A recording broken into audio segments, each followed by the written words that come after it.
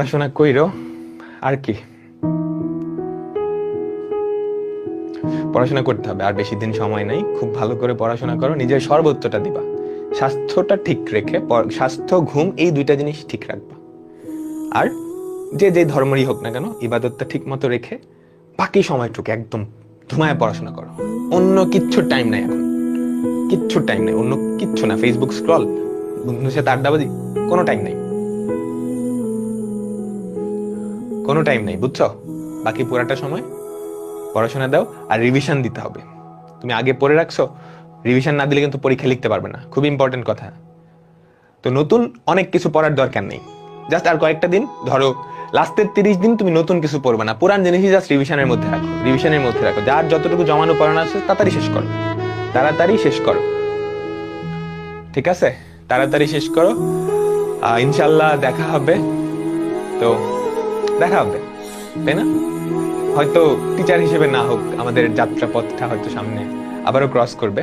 তো সেই পর্যন্ত সবাই ভালো থাইকো, তোমাদের জন্য তো দোয়া থাকলোই। নিজের সর্বোচ্চটা দাও, বাকিটুকু আল্লাহর উপরে।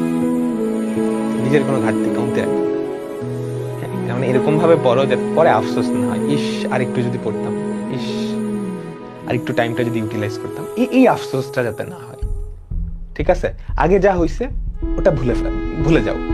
লাস্টের কয়টা দিন আছে, এই কয়টা দিন যতটা সম্ভব সর্বোচ্চটা দাও, খুব ভালো কিছু একটা হবে, ঠিক আছে?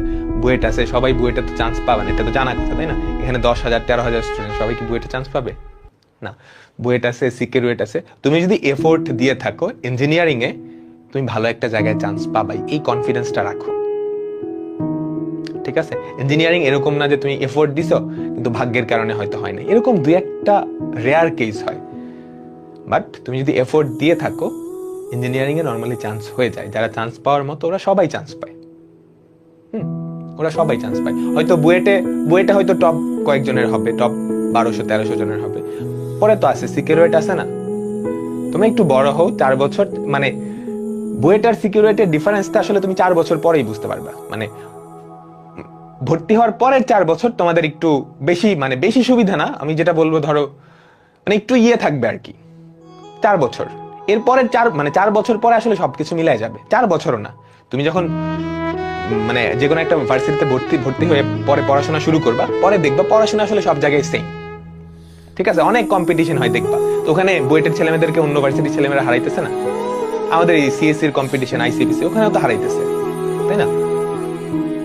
তো চেষ্টা করো, ঠিক আছে? তো এই ছিল তোমাদের সাথে আমার জার্নিটা। তোমাদেরকে মিস করবো, তোমরাই আমার ফার্স্ট অ্যাডমিশন ব্যাচ যাদেরকে আমি লাইফে পড়াইছি। আর তোমাদের যখন পড়ানো শুরু করি তখন আমার টার্ম ফাইনাল পরীক্ষা চলতেছিল। যারা বুয়েটে চান্স পাবা ওরা টের পাবা টার্ম ফাইনাল কি জিনিস। তো আমি আসলে অনেক প্রেশার নিচ্ছি, হয়তো নিজের সর্বোচ্চটা দিতে পারিনি, কারণ আমি এখনো স্টুডেন্ট, তো বুঝতে পারতেছি আমার নিজের পড়াশোনাটাও চালাইতে হয়, তোমাদেরকেও পড়াতে হয়। তো আমি যতটুকু সম্ভব আমি চেষ্টা করছি আমার পড়াশোনার মাঝে মাঝে তোমাদের পড়াইতে।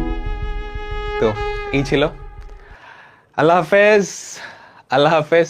প্রিলি টপকানোর টিপস, ম্যাথমেটিক্স টিপস খুবই সহজ। তুমি ক্যালকুলেটর হ্যাক সিরিজটা খুব ভালো করে দেখো, ক্লাস নোটগুলো দেখে যাও, প্রিলি হয়ে যাবে, প্রিলি হয়ে যাবে। যারা ক্যালকুলেটর হ্যাক্স দেখছো ওরা বুঝতে পারবা, আমরা ক্লাসের মধ্যে যে অঙ্কগুলো করাইছি ম্যাক্সিমাম ক্যালকুলেটর দিয়ে সলভ করানো দেখাইছি, কিন্তু ক্যালকুলেটর হ্যাক্সে।